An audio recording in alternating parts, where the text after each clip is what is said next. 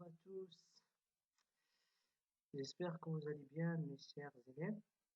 Alors aujourd'hui, euh, on va travailler sur la quatrième leçon, ou bien je vais vous montrer tout simplement la quatrième leçon de cette vidéo. Alors, euh, la leçon de cette fiche, c'est créer et personnaliser un graphique Excel. D'abord, je ne sais pas, est-ce que vous savez les graphiques? Les graphiques, tout simplement, ce sont des présentations géométriques. Voilà. Voilà les graphiques. On peut les trouver sous forme des courbes, voilà, des lignes, ou bien sous forme des histogrammes, voilà, ou bien sous forme des secteurs. Voilà les graphiques, ou bien tout ce qu'on appelle les graphiques. Ces graphiques, comme vous voyez, représentaient des données. Des données, ça veut dire des chiffres et des textes sous forme des formes géométriques. C'est clair? Donc, le rôle des graphiques, c'est que la représentation des données sous forme des formes géométriques. Donc, c'est la leçon euh, de cette semaine tout simplement. C'est savoir comment on peut créer et personnaliser un graphique Excel. Alors, pour savoir créer un graphique Excel, on a besoin des données. Et les données se trouvent sous forme d'un tableau.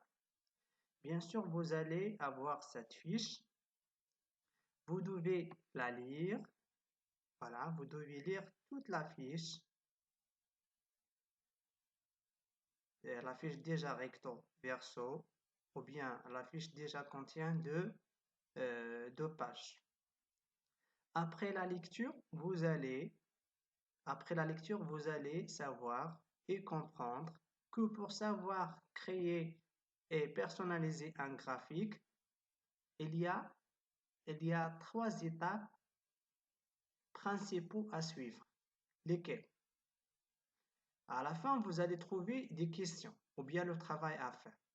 Qu'est-ce qu'elle nous demande de faire? Elle nous demande de créer 4 graphiques.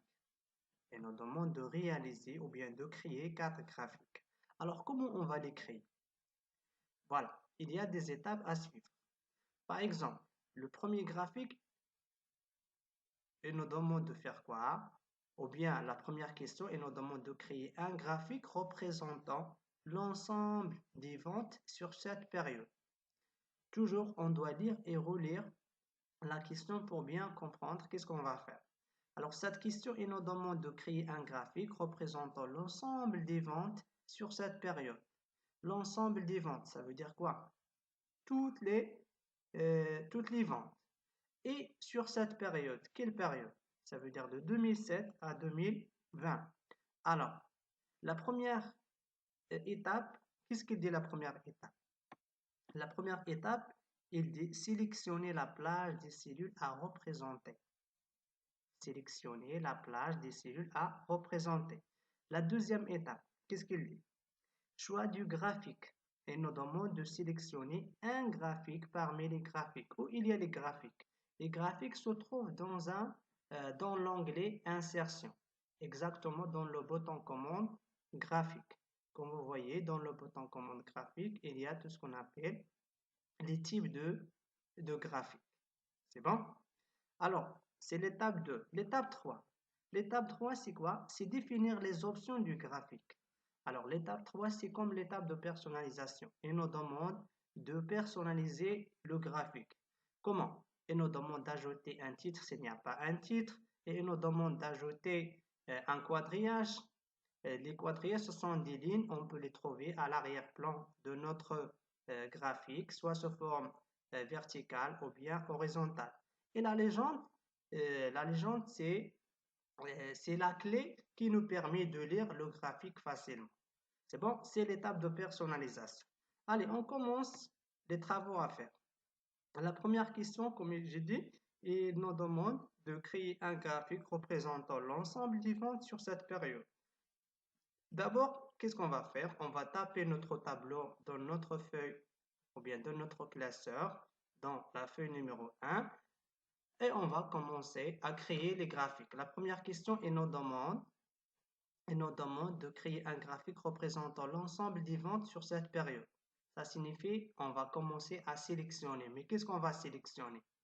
C'est pour ça on doit lire et relire l'ensemble des ventes sur cette période. Alors l'ensemble des ventes, ça signifie quoi? Toutes les ventes. Ça signifie quoi? Je vais sélectionner toutes les ventes. Voilà. Mais sur cette période, quelle période? De 2007 à 2020. Donc je dois sélectionner aussi 2007 à 2020. Et comme ça, j'ai sélectionné l'ensemble des ventes et sur toute la période 2007 à 2020. C'est la première étape. La deuxième étape, on doit partir dans insertion.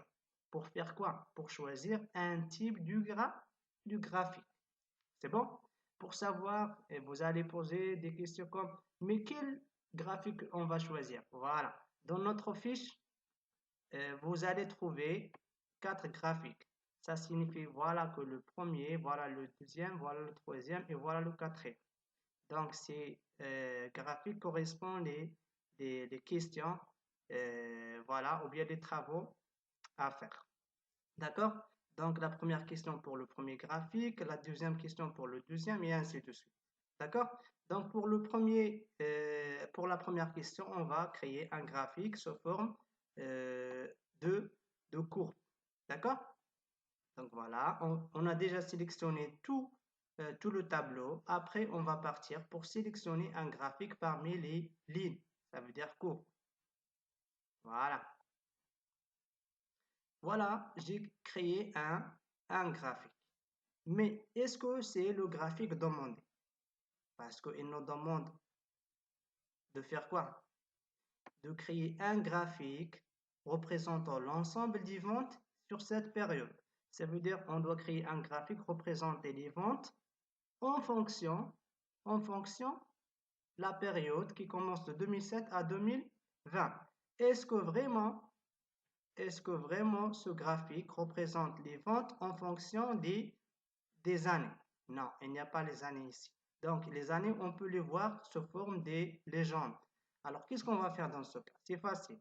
Et c'est la troisième étape qui nous demande de faire quoi? Qui nous demande de définir les options du graphique. Ça signifie c'est l'étape de personnalisation. Alors, on va personnaliser notre graphique. On va changer, on va essayer de lire est-ce qu'il y a un titre, est-ce qu'il y a des quadrillages, est-ce qu'il y a la légende, ou bien est-ce qu'on doit changer la légende avec l'axe horizontal ou bien vertical. Donc ça, c'est là l'étape de personnalisation. Voilà. Donc ici, on a besoin de changer la place de la légende par la place des régions. Comment on va faire ça? On va sélectionner soit la légende, soit les régions et on va cliquer sur le bouton droit. Après, on va cliquer sur sélectionner des données. Et ici, vous allez remarquer que la place de l'étiquette de l'axe horizontal, où se trouve? C'est la place ou bien les régions se trouvent dans les étiquettes de l'axe horizontal. Mais normalement, euh, on doit placer ou bien remplacer les étiquettes de l'axe horizontal par des années. Alors, qu'est-ce qu'on va faire dans ce cas? On va cliquer juste sur changer de ligne ou de colonne. C'est bon, après on va confirmer. Et comme ça, vous allez réaliser un graphique représentant les ventes ensemble, les ventes, voilà toutes les ventes en fonction des années ou bien en fonction la période de 2007 à 2020. Et bien sûr, la légende, c'est les régions. Alors, il nous manque, ou bien il manque quoi? Il manque que le titre. Il n'y a pas un titre ici. Alors, le titre, où se trouve? Où on va partir? On va partir dans Disposition. Pour faire quoi? Pour ajouter un titre du graphique. Voilà. Ici, il nous demande de choisir où on veut le titre. Centré ou bien au-dessus du graphique. On veut mettre le titre superposé, centré. Voilà. Donc, c'est quoi le titre ici? Le titre, c'est l'ensemble du vente. Déjà, vous avez le titre ici, c'est l'ensemble des ventes sur cette